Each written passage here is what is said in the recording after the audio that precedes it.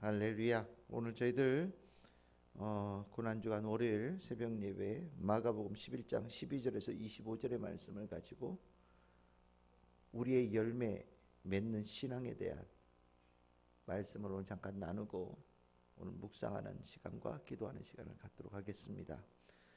이 올해 저희들 새벽 예배는 고난주간 새벽 예배는 우리가 늘 자주 하듯이 예수님의 마지막 일주일 동안에 하셨던 일들을 다시 한번 돌아보고 그 가운데 있는 예수님의 그 귀한 가르침을 저희들이 마음속에 묵상하면서 우리들의 신앙을 다시 한번 점검해보는 신앙을 갖고자 합니다. 오늘 이제 월요일 아침에 본문의 말씀은 오늘 읽은 본문으로만 따지자면 마가복음 11장 12절에서부터 19절까지가 오늘 월요일에 있었던 사건입니다. 예수님께서는 월요일 아침에 베단이라고 하는 곳으로부터 시작해서 예루살렘으로 다시 올라가셨습니다. 올라가시는 곳에 무화과 나무를 만나시고 무화과 나무에서 열매를 구하셨습니다. 그리고 열매 없음을 보시고 다시는 너를 통해서 누군가 열매를 먹는 일은 없을 것이다 라고 말씀하십니다. 그리고 마가복음에서는 예수님께서 예루살렘 안으로 들어가서 성전에 들어가시고 우리가 흔히 성전의 청소, 정결을 하셨다라는 본문을 이야기를 우리에게 전해주고 있습니다. 이 월요일에 예수님께서 하신 이 두 가지의 기사는 하나로 연결되어져 있는 기사죠. 예수님께서 이 무화과 나무의 사건과 성전의 일들을 통하여서 예수님께서는 우리들의 신앙의 현 주소를 돌아보기를 원하시고 가르쳐 주신 겁니다. 한마디로 우리들의 신앙은 신앙에서 맺어야 될 복된 열매를 반드시 맺어야 된다. 합당한 열매가 있어야 된다라고 가르치신 겁니다. 먼저 성전에 관한 이야기를 보자면 성전은 어떤 곳입니까? 하나님께서 계신 집이라고 얘기하는 부분입니다. 신앙의 중심지입니다. 그래서 예수님께서는 성전에 대해서 기대하는 바를 이렇게 말씀하십니다. 17절입니다. 내 집은 만민이 기도하는 집이다. 이렇게 얘기합니다. 그래서 만민이라고 하는 것은 누구든지 이렇게 생각하셔도 좋겠습니다. 누구든지 와서 하나님께 구원을 간절히 소망하면, 하나님을 믿고 하나님께 구원을 청하면, 그것을 기도하면 그 기도에 응답이 있는 곳이다. 이렇게 예수님께서 성전에 대해서 정의를 하십니다. 그런데 예수님께서 돌아보신 성전은 강도의 소굴이다.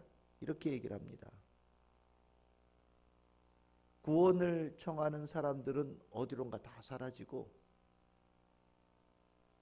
수많은 사람들이 모여 있으니 권력이 있을 것이고 사람들 사이에 서로 물건을 사고 파는 돈소리와 돈 냄새만 가득한 곳이 되었다고 얘기를 하는 겁니다.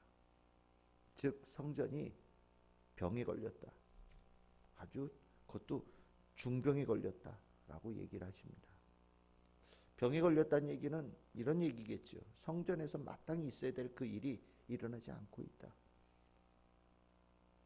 겉으로는 성전이라고 하는데 도대체 안에 들어가 봤더니 성전의 색깔은 하나도 없고 무슨 시장터와 같은 곳이 되어버렸다라고 얘기를 하시면서 너희들은 이런 성전 다니는데 전혀 이상하다고 생각하지 않았냐? 이렇게 물어보시는 겁니다. 그렇죠. 성전 안에 들어가면 기도하는 사람이 있고 구원에 대한 열망이 있고 회개가 있고 간절함이 있고 나의 주인 되시는 하나님을 높이는 그 모습이 있어야 되는 것이 당연한데 안에 들어가 봤더니 하나님에 대한 관심은 아무도 없고 오늘 양 한 마리 시세가 어떻게 돼? 비둘기 한 마리 시세가 어떻게 돼? 오늘 환율은 어떻게 돼? 사람들이 저기는 저 양 가져와 시끌벅적하고 양들이 왔다 갔다 하면서 울음소리 가득하고 양들이 왔다 갔다 하니 아유 바닥은 뭐 보나마나일 거고 아유 여긴 뭐 예루살렘의 가장 큰 시장터는 바로 성전이었던 겁니다. 그래서 예수님께서는 분노하셨죠. 그리고 장사하는 사람들의 모든 것들을 뒤엎으셨습니다. 하나님 앞을 가리고 있는 것들, 성전에 어울리지 않는 것들을 싹 다 뒤집어 엎어버리시고 성전에서 다시 하나님이 제대로 모든 사람들에게 보이고 집중할 수 있도록 만드셨습니다. 그것이 성전의 정결, 성전 청소라고 하는 사건입니다. 예수님께서 시장터가 되어진 그 성전을 보시고 가졌던 분노의 마음, 이게 이상하게 느껴지십니까? 이 마음을 이례적이고 특별한 마음이라고 생각하십니까? 그렇지 않죠.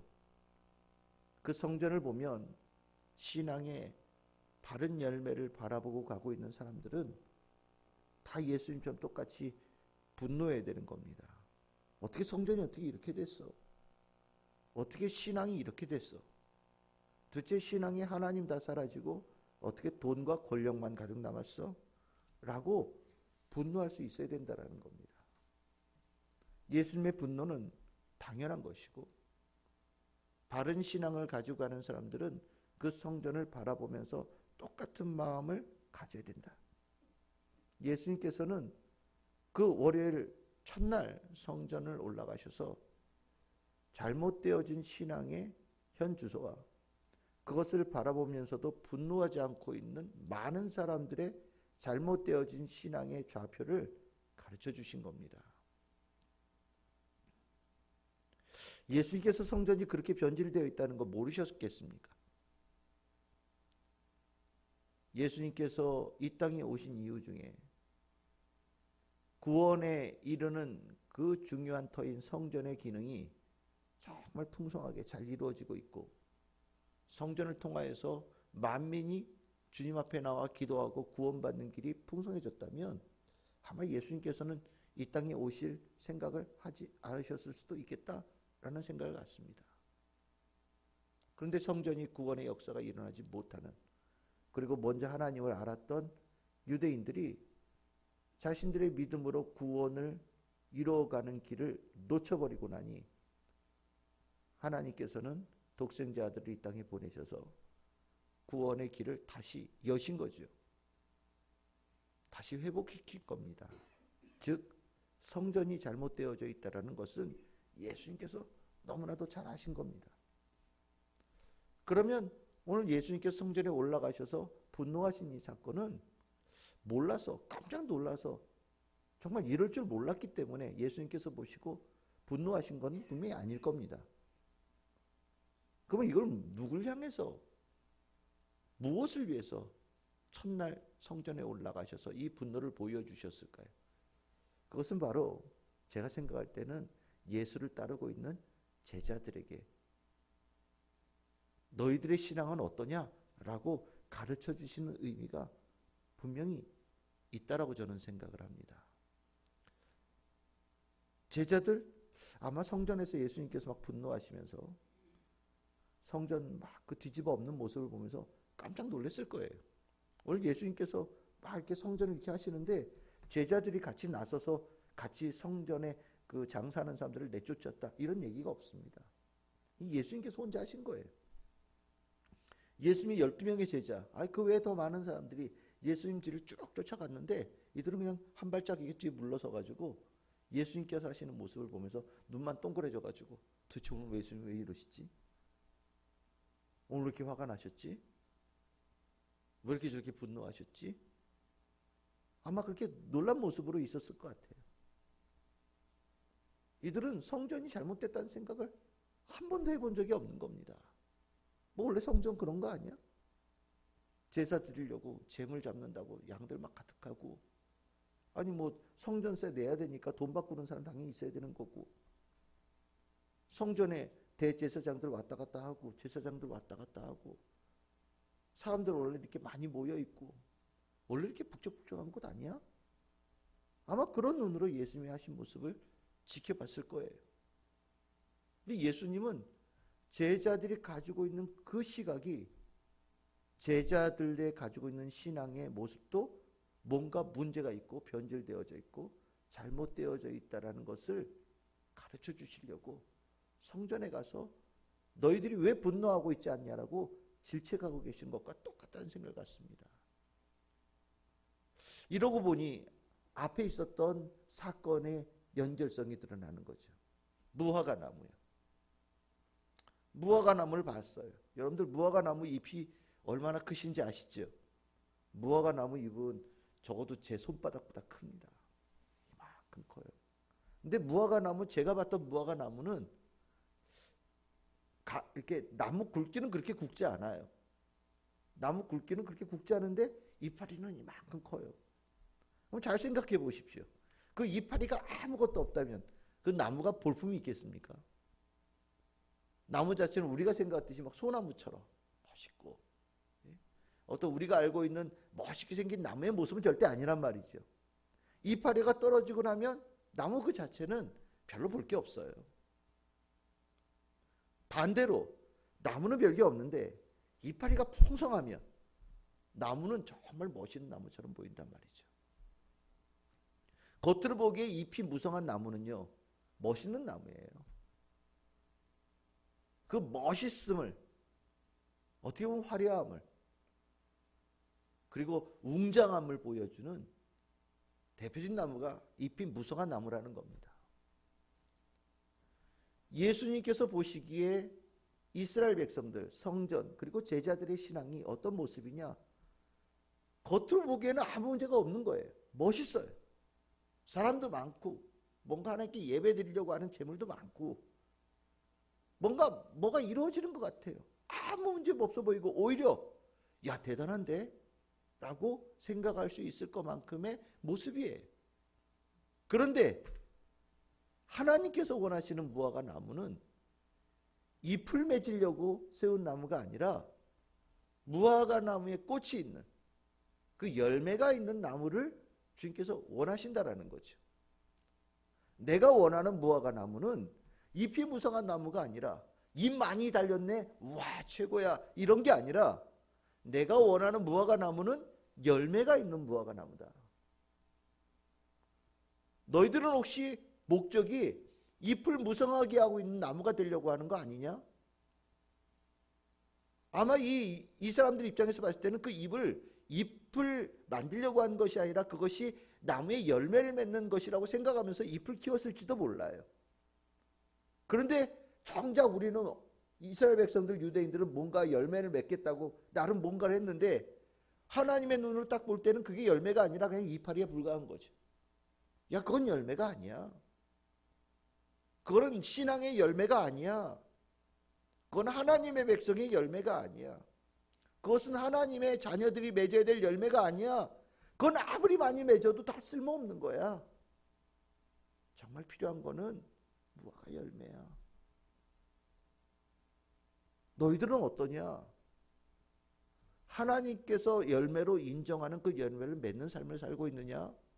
아니면 하나님은 인정하지 않는데 너희들 나름으로는 뭔가 대단한 일을 하고 있는 것 같은 착각 속에 입이 무성한 그것을 살아가고 있느냐라고 예수님께서 물어보시는 거죠. 이러고 나니 오늘 월요일 아침에 저는 여러분들과 함께 도대체 하나님께서는 우리의 신앙에 어떤 열매를 원하시나? 우리가 맺고 있는 열매 말고 일단 그걸 뒤로 물러놓고 하나님께서 우리의 신앙을 통해서 맺기를 원하시는 열매는 도대체 뭐냐?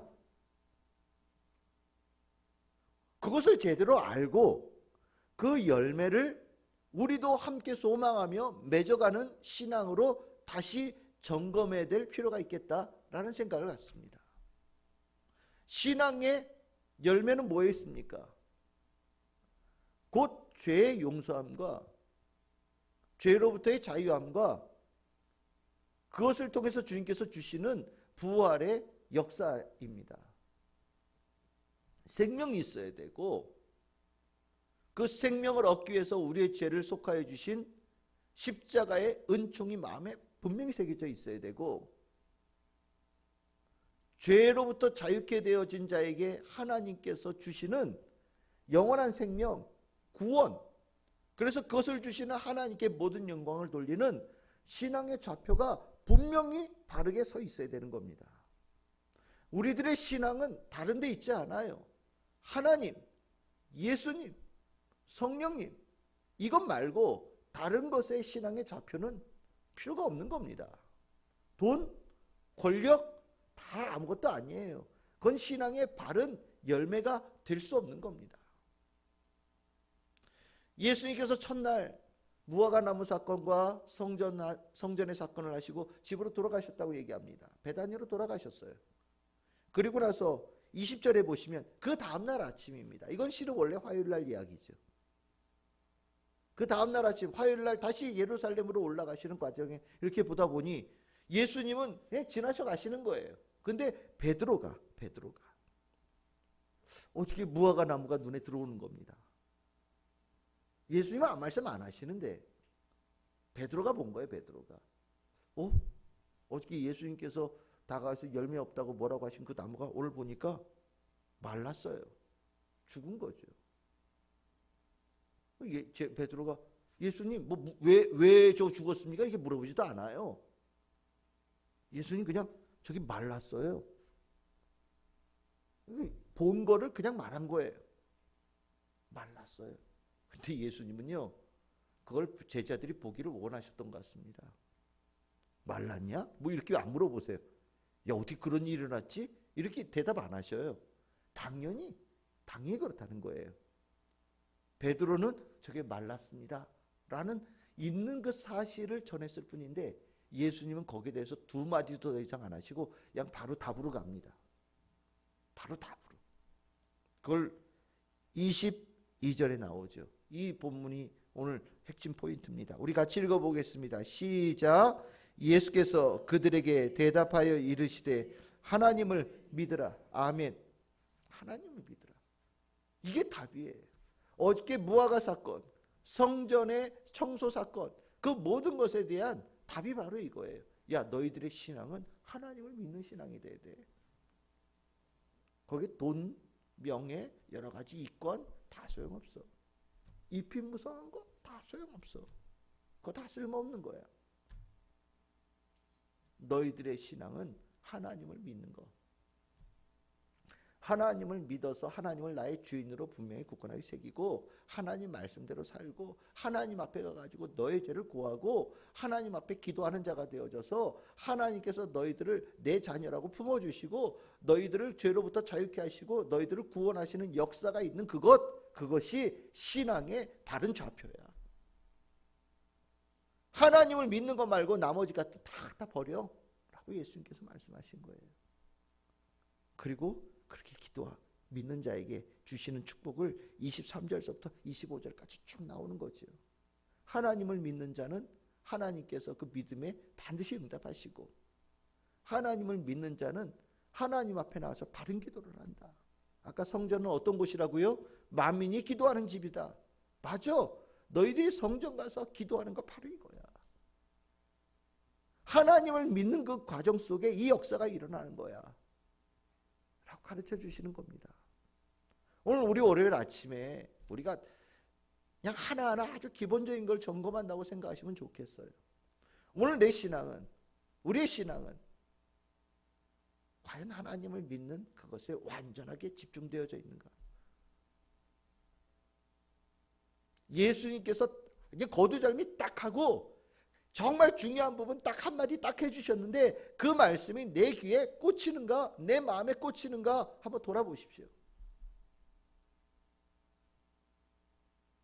너희는 하나님을 제대로 믿고 있냐? 하나님만 믿고 있냐?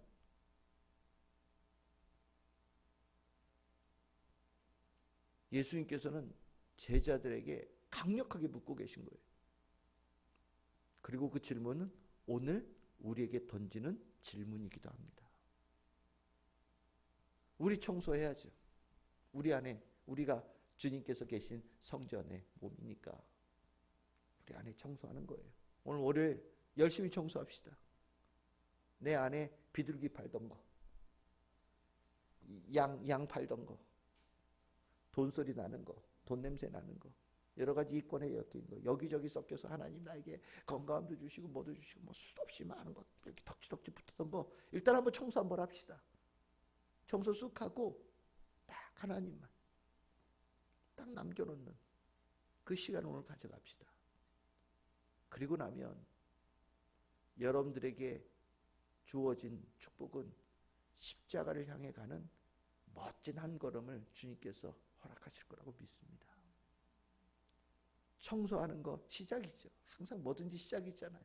청소 싹 하고 나면 말씀도 들어오고 은혜도 들어오고 주님과 함께 만찬도 함께 누릴 수 있고 십자가에 달리신 예수 그리스도의 그 자리까지도 갈 수 있고 더 나아가서는 부활의 자리도 같이 갈 수 있는 시작은 결국 우리 안에 불필요한 것들을 제거하는 청소부터 시작되는 겁니다. 오늘 이 새벽에 함께 하시는 우리 성도님, 그리고 온라인으로 함께 예배드리고 있는 모든 성도님들, 오늘 하루 주님만 있는 나머지 것들을 싹 청소해서 치워버리는 신앙의 바른 좌표가 딱 설정되어져 있는, 그래서 주께서 원하시는 신앙의 참된 열매가 맺혀지는 축복이 우리 모든 성도들에게 임하시기를 주님의 이름으로 축원합니다.